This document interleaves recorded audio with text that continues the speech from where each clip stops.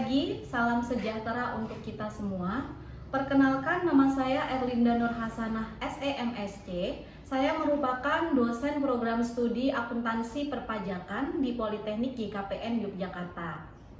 Video ini merupakan salah satu syarat yang diajukan untuk memenuhi sertifikasi dosen pada tahun 2023 pada penyusunan pernyataan diri dosen dalam unjuk kerja Tridharma Perguruan Tinggi atau PDD UKT PT di bidang pengajaran.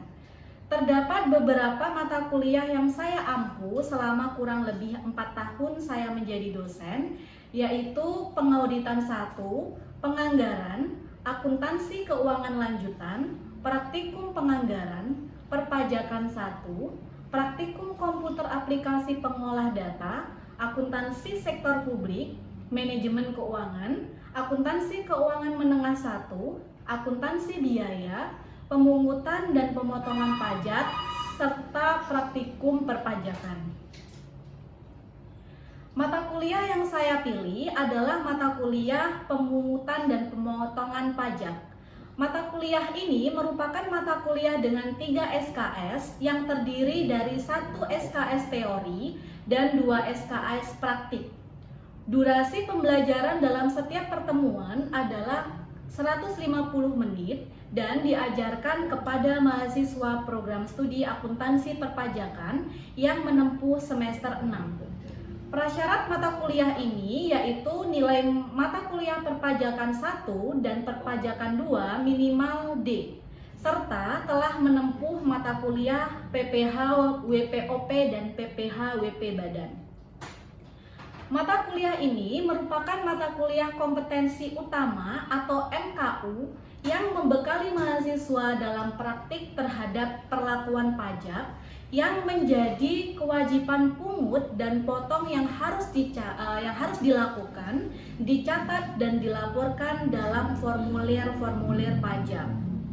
Secara garis besar, mata kuliah ini merupakan pengembangan dan pemahaman serta pengetahuan lebih mendalam berkaitan dengan praktik pemungutan dan pemotongan pajak.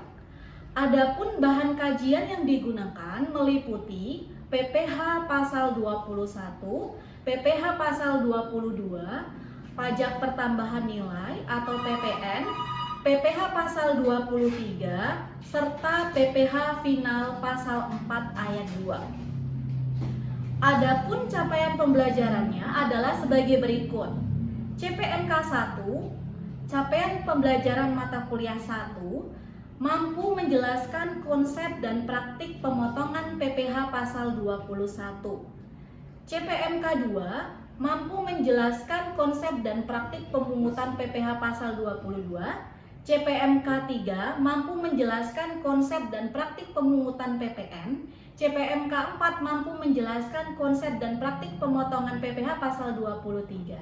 CPMK 5 mampu menjelaskan konsep dan praktik pemotongan PPH Pasal 4 Ayat 2. Pembelajaran dilakukan secara offline. Metode pembelajaran dilakukan dengan transfer of knowledge dosen kepada mahasiswa, diskusi dan tanya jawab, penugasan individu dan kelompok. Adapun bobot penilaian dalam mata kuliah pemungutan dan pemotongan pajak mengikuti ketetapan bobot evaluasi mata kuliah berdasarkan pedoman akademik Politeknik YKPN. Adapun komponennya adalah sebagai berikut. Hasil UAS bobot penilaiannya adalah 35%, hasil UTS 35%, kemudian tugas 10%, hasil tes 20%, sehingga total bobot penilaiannya adalah 100%. Terkait dengan standar penilaian, digunakan sistem penilaian acuan patokan berdasarkan pedoman akademik Politeknik YKPN. Hasil evaluasi dikategorikan dengan nilai huruf dengan skala kualitatif A, A-, B+, B, B-, C+, C, C-, D+, D, dan E. Selanjutnya mari kita saksikan rekaman proses pembelajaran mata kuliah pemungutan dan pemotongan pajak pertemuan 1. Selamat menyaksikan.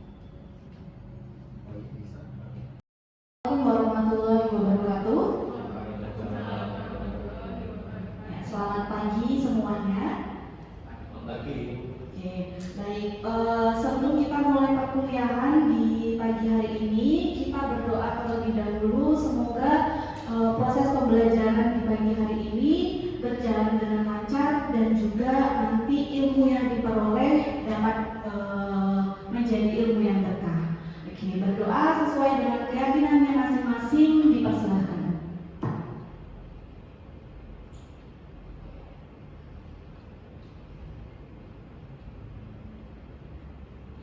Oke, berdoa selesai.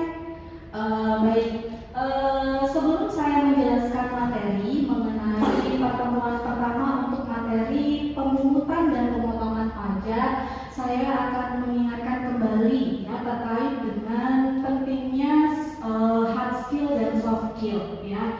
Mumpung kalian masih punya banyak waktu, masih muda dan masih banyak kesempatan, tingkatkanlah hard skill dan soft skill di bangku perkuliahan ya, karena kedua skill tersebut sangat penting untuk menunjang kalian dalam bekerja ya. Nanti masuk ke dunia kerja, hard skill dan soft skill itu sangat penting ya. Jadi kalian tidak boleh mengesampingkan salah satu di antara hard skill maupun soft skill ya. Contohnya apa ya soft skill itu? Ada yang tahu nggak? Misalnya, ya, benar ya, kemampuan bekerja sama, kemampuan komunikasi, teamwork gitu ya. Jadi itu juga harus kalian miliki ya sebelum masuk ke dalam dunia kerja ya. Oke. Dalam materi kuliah pemungutan dan pemotongan pajak ya, bab pertama yaitu mengenai pajak penghasilan pasal 21 ya. Nah, untuk membahas mengenai materi PPh pasal 21 ini kita mengacu pada Peraturan Direktur Jenderal Pajak Nomor Peraturan 16/PJ/2016 ya, dalam Undang-Undang Nomor 7 Tahun 2021. Nah, undang-undang ini berlaku pada tahun 2022. Ada yang tahu nggak undang-undang ini terkait dengan apa? Undang-undang ini adalah undang-undang mengenai harmonisasi peraturan perpajakan ya. Jadi undang-undang ini berlakunya 1 tahun setelah diterbitkannya undang-undang ya, tahun 2022. Oke. Nah, setelah mempelajari mengenai bab 1 ya, mengenai pemotongan PPh pasal 21, ini terdapat beberapa tujuan pembelajaran atau capaian pembelajaran. Yang pertama yaitu mampu membedakan jenis-jenis PPh pasal 21. Nanti ada 4 jenis PPh pasal 21, yaitu untuk PPh pegawai tetap, pegawai tidak tetap atau harian lepas, bukan pegawai, dan juga peserta kegiatan ya. Kemudian kita masuk ke penghitungan PPh pasal 21 ya, untuk pegawai tetap. Selanjutnya setelah kita hitung ya PPh pasal 21, kemudian kita akan mengisi formulir 1721A1. Formulir ini digunakan untuk pengisian bukti potong bagi pegawai tetap, kemudian bagi pensiunan ya atau penerima THT dan JHT ya. Selanjutnya mampu menghitung PPh 21 pegawai tidak tetap atau biasa disebut dengan tenaga harian lepas. Kemudian menghitung PPh 21 bukan pegawai, ini adalah orang atau pegawai yang melakukan pekerjaan bebas ya, misalnya dia sebagai akuntan, sebagai konsultan, pengacara, dan lain sebagainya ya. Oke, setelah itu kita akan mengisi formulir kembali. Formulirnya berbeda dengan yang sebelumnya. Formulir yang digunakan adalah formulir 17216 ya. Ini untuk PPh 21 pegawai tidak tetap dan PPh 21 untuk bukan pegawai. Oke. Selanjutnya untuk PPh 21 mampu menghitung PPh pasal 21 final dan mengisi formulirnya ya. Formulir yang digunakan yaitu formulir 17217 ya. Oke. Nah, tujuan pembelajaran ini akan kita capai ya selama kurang lebih 3 pertemuan atau 6 sesi. Jadi nanti untuk sesi kali ini atau pertemuan kali ini kita akan berfokus pada ketiga tujuan ini ya, mampu membedakan jenis PPh, kemudian menghitung PPh pasal 21 pegawai tetap dan mengisi formulir 1721A1 ya. Oke. Next. Oke, sebelum kita membahas lebih lanjut mengenai jenis-jenis PPh 21, kita harus tahu pengertian dari PPh pasal 21 ya, apa yang dimaksud dengan PPh pasal 21. Jadi PPh pasal 21 adalah pajak yang dipotong atas gaji, upah, honorarium, tunjangan dan pembayaran dalam bentuk dan nama apapun ya, atas pekerjaan, jasa atau kegiatan yang dilakukan oleh subjek pajak dalam negeri ya. Ini kuncinya adalah subjek pajak dalam negeri ya. Kalau misalnya subjek pajaknya luar negeri, PPh-nya pasal berapa ya? Pasal 26 ya, PPh-nya pasal 26. Oke, sekarang kita masuk ke dalam materi siapa sih yang memotong PPh pasal 21 ya. Oke, jadi yang memotong PPh pasal 21 ada beberapa pihak ya. Yang pertama adalah pemberi kerja ya, pemberi kerja baik itu orang pribadi atau badan, unit, cabang dan lain sebagainya ya. Kemudian yang kedua adalah bendahara atau pemegang kas negara ya, atau kas pemerintah ya. Di situ ada pegawai, kemudian bendaharanya dia juga wajib untuk melakukan pemotongan pajak ya. Kemudian yang ketiga adalah dana pensiun, badan penyelenggara jaminan sosial tenaga kerja dan badan-badan lain ya. Oke, selanjutnya orang pribadi yang melakukan kegiatan usaha, pekerjaan bebas serta badan yang melakukan pembayaran yang sehubungan dengan penyerahan jasa. Dan yang terakhir ada penyelenggara kegiatan, misalnya kegiatan berupa workshop, seminar atau kegiatan perlombaan tertentu di mana pesertanya atau panitianya itu memperoleh honor, maka penyelenggaranya juga wajib melakukan pemotongan PPh pasal 21. Kemudian kalau kita tadi adalah membahas mengenai pemotong PPh pasal 21, ternyata ada juga pemotong PPh pasal 21 pemberi kerja ya, yang bukan merupakan pemotong PPh pasal 21 ya.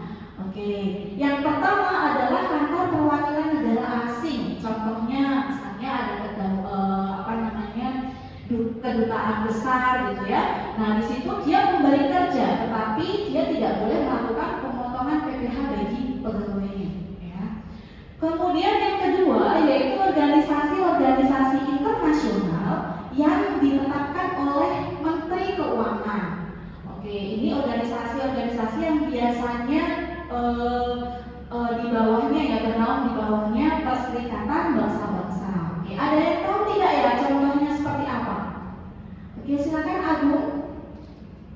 Yang pertama adalah UNESCO, kemudian contohnya lagi IMF, dan yang ketiga adalah UNICEF.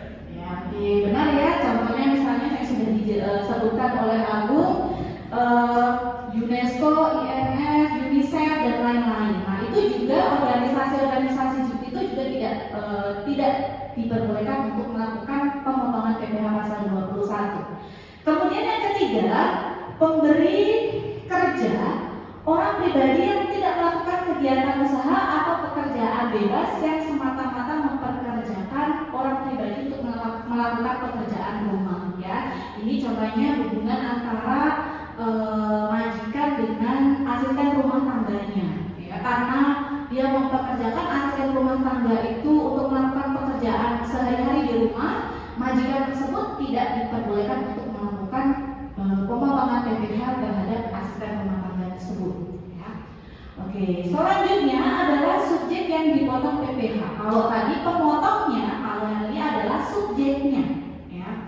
Yang pertama adalah pegawai ya. ya. Di dalam suatu perusahaan itu banyak ya apa jenis dari pegawainya ya, baik itu pegawai tetap, pegawai tidak tetap ya, tenaga harian lepas, ya seperti itu. Kemudian yang kedua yaitu penerima uang pesangon atau pensiunan, atau uang manfaat pensiun, tunjangan hari tua dan jaminan hari tua. Ya. Kemudian yang ketiga adalah bukan pegawai, ya seperti yang sudah saya jelaskan tadi, dia adalah orang yang melakukan pekerjaan bebas, gitu ya, di dalam perusahaan. Kemudian yang keempat anggota dewan komisaris atau pengawas yang tidak merangkap sebagai pegawai, ya jadi di dalam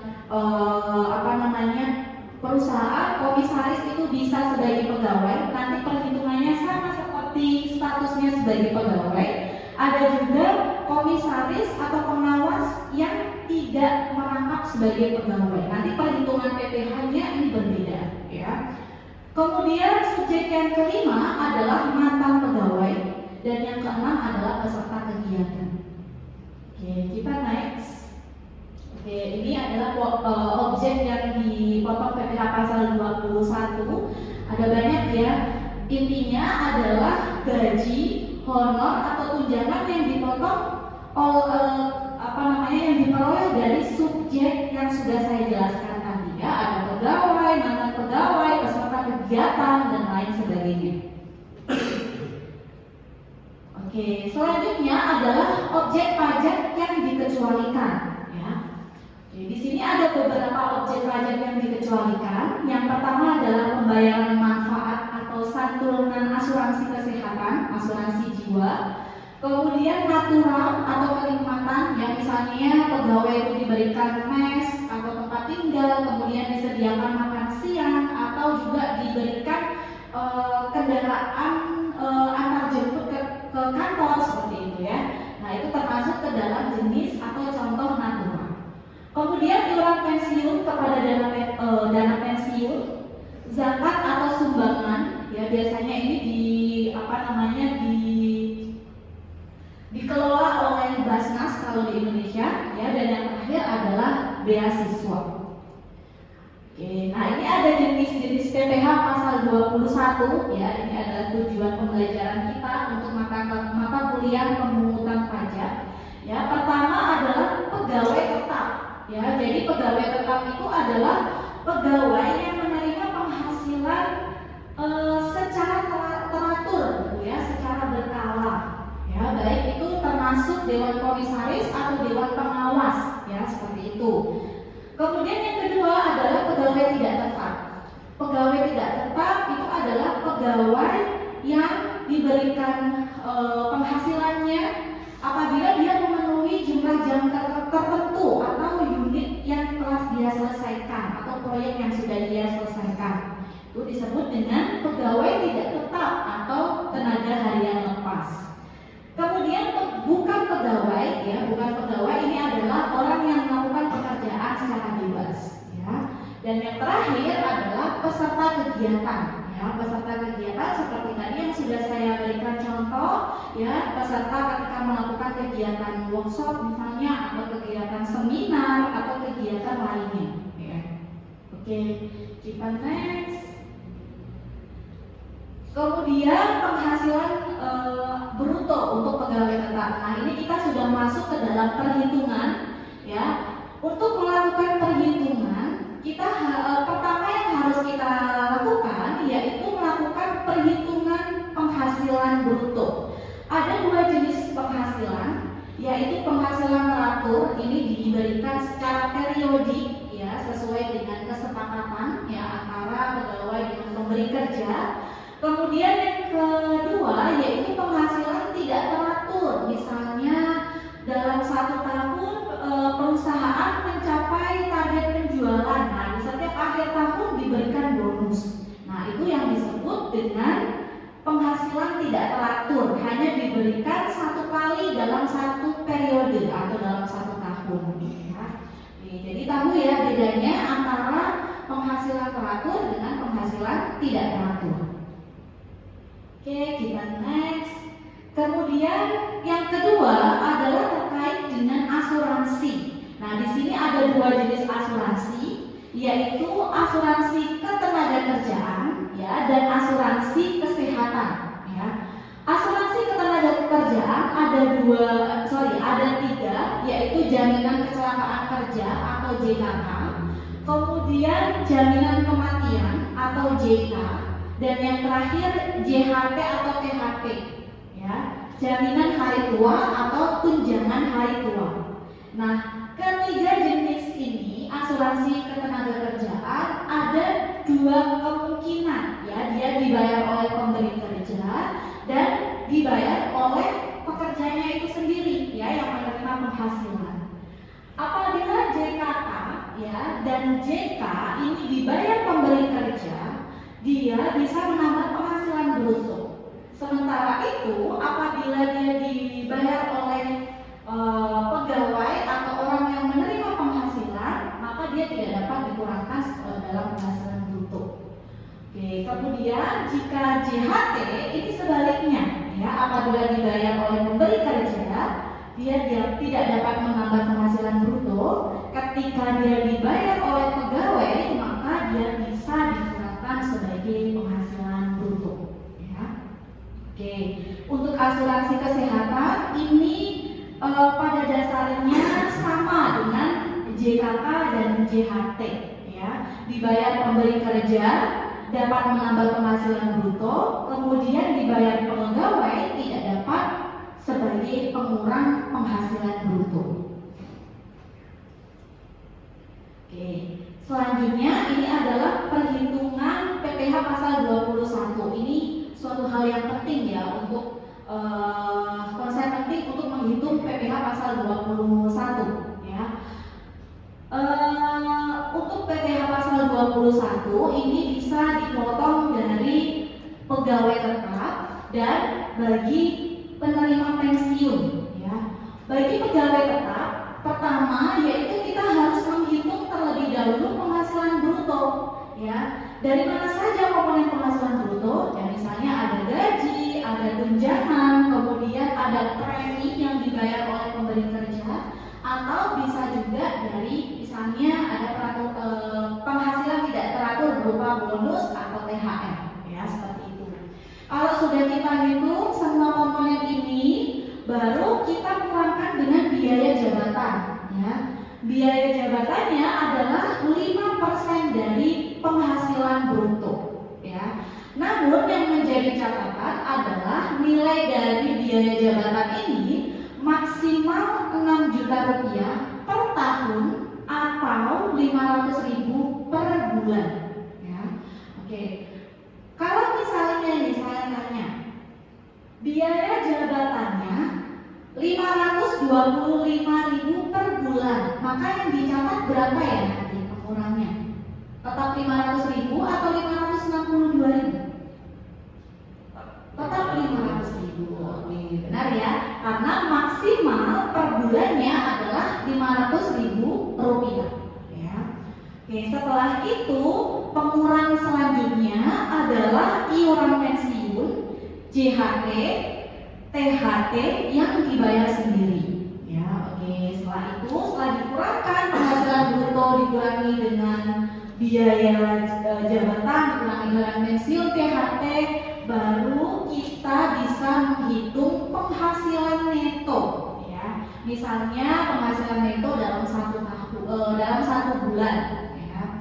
Oke, untuk melakukan perhitungan penghasilan neto dalam 1 tahun, maka kita harus kalikan dengan berapa? 12 bulan ya. Untuk mengetahukan ini kita kalikan dengan 12 bulan. Oke. Setelah itu baru kita kurangi dengan PTKP. PTKP adalah penghasilan tidak kena pajak ya. Nah, ini kita sesuaikan dengan kondisi masing-masing pegawai ya, status dari masing-masing pegawai ya.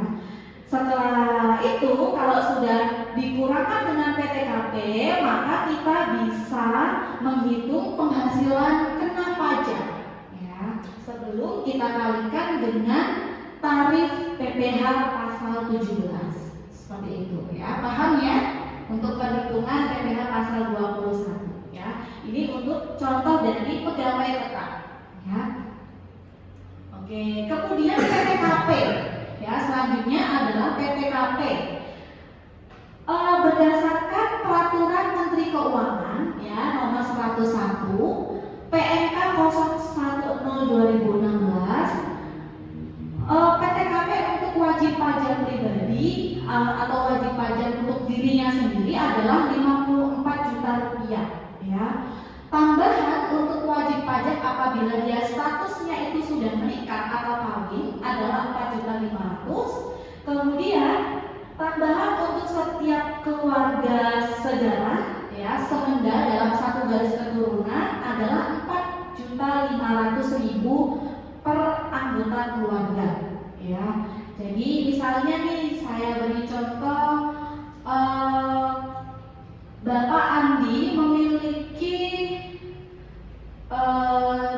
tanggungan satu orang anak dan juga sudah berstatus menikah. Oke, berapa PTKP-nya? Oke, 63 juta. Dari 54 juta ditambah 4.500.000 ditambah 4.500.000. Oke, dari sini ada pertanyaan? Saya mau tanya Bu. Oh iya, Agus silakan.